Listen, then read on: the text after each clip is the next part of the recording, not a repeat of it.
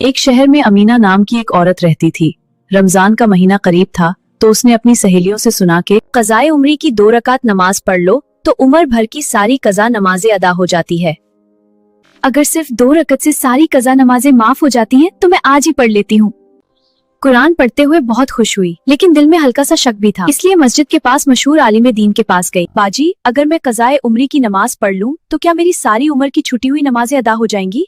बहन, ये बात दुरुस्त नहीं। शरीयत में ऐसी कोई नमाज साबित नहीं कि 2 रकात पढ़ने से सारी जिंदगी की कज़ा नमाजें माफ हो जाएं। रसूलुल्लाह सल्लल्लाहु अलैहि वसल्लम ने फरमाया कि जिसकी नमाज छूट जाए वो उसे याद आते ही अदा करे। और फुका का फतवा है कि हर फर्ज नमाज जो कज़ा हुई हो उसे अलग अलग कज़ा करना फर्ज है। सिर्फ नफल या 2 रकत पढ़ लेने से जिम्मेवारी नहीं होंगे। कज़ा नमाज अल्लाह का हक है।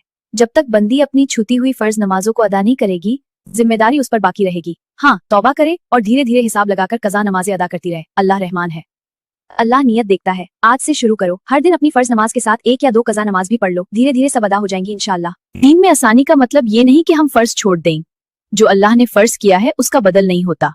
बाजी, मैं कज़ा नमाज कैसे पढ़ूं? मेरी तो बहुत सारी नमाजें कज़ा हो चुकी है। अच्छा, तो सबसे पहले अंदाजा लगाओ कि कितनी नमाजें कज़ा हुई होगी, फिर उसी के हिसाब से नमाज अदा करो। मान लो कि 1 साल से आपने नमाज नहीं पढ़ी, तो हर महीने से अपने पीरियड के दिनों को हटा दो। अगर आपको 7 दिन खून आता है तो हर महीने में 23 दिन की नमाज कज़ा हुई, तो 12 महीने में 276 हुई।